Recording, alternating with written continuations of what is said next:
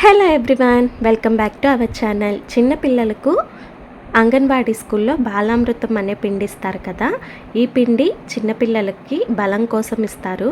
ఉత్త పిండి తినాలంటే వాళ్ళకి కొంచెం కష్టంగా ఉంటుంది, ఇష్టంగా తినరు. కాబట్టి ఇలా రొట్టె గనక చేసి పెట్టారంటే చాలా ఇష్టంగా తింటారు. చాలా ఈజీగా ఈ బాలామృతం పిండితో రొట్టె ఎలా చేయాలో ఈ వీడియోలో చూపించేస్తాను, వచ్చేయండి. ముందుగా ఈ రొట్టెని ప్రిపేర్ చేసుకోవటం కోసం ఒక బౌల్ తీసుకొని ఒక 1 కప్ వరకు బాలామృతం పిండిని వేసుకున్నాను. ఈ బాలామృతం పిండి వేసిన తర్వాత ఇందులో చిటికెడు సాల్ట్ని యాడ్ చేసుకోవాలి. స్వీట్లో సాల్ట్ ఏంటి అనుకోకండి, కొంచెం సాల్ట్ని యాడ్ చేయటం వల్ల టేస్ట్ నిజంగా బాగుంటుంది. ఇప్పుడు ఈ పిండిలో కొంచెం కొంచెంగా వాటర్ వేసుకుంటూ పిండి ముద్దలా కలుపుకోవాలి. వాటర్ ఎక్కువైతే రొట్టె చేసుకోవటానికి వీలు కాదు, కాబట్టి చపాతీ పిండిలాగా కొంచెం కొంచెంగా వాటర్ వేసుకుంటూ ఈ విధంగా ముద్ద చేసి పెట్టుకోవాలి. ఇందులో ఇంకా ఎలాంటి గోధుమ పిండి కానీ షుగర్ని కానీ యాడ్ చేయట్లేదు. ఈ పిండిలో ఆల్రెడీ షుగర్ ఉంటుంది కాబట్టి ఆ షుగరే సరిపోతుంది, ఇంకా చక్కెరని వేయాల్సిన అవసరం లేదు.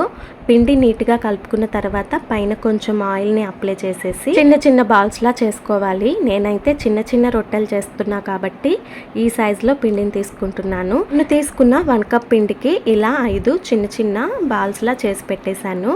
ఇప్పుడు ఒక ప్లాస్టిక్ కవర్ లేదా అరిటాకైనా తీసుకొని పైన కొంచెం ఆయిల్ అప్లై చేసి మనం తీసుకున్న పిండిని ఇలా హ్యాండ్తో స్ప్రెడ్ చేసుకోవాలి ఈవెన్గా.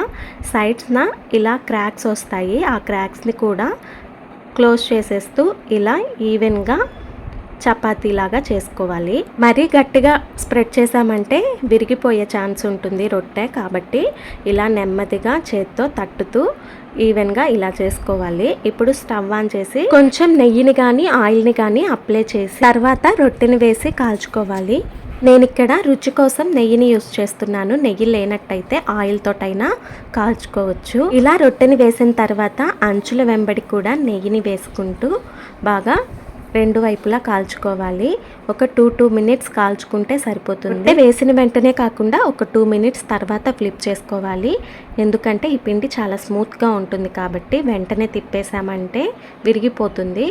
ఇలా కొంచెం ఫ్రై అయిన తర్వాత ఫ్లిప్ చేసుకోవాలి. సైజ్ అనేది మన ఇష్టం. నేనైతే చిన్నపిల్లలకి చేస్తున్నా కాబట్టి వాళ్ళకి చిన్న చిన్నవిగా ఉంటే ఇష్టపడతారని చెప్పేసి ఈ విధంగా చిన్న చిన్న రొట్టెలు అయితే ప్రిపేర్ చేశాను. ఇదే ప్రాసెస్ కంటిన్యూ చేస్తూ రొట్టెలన్నీ చేసేసుకోవటమే.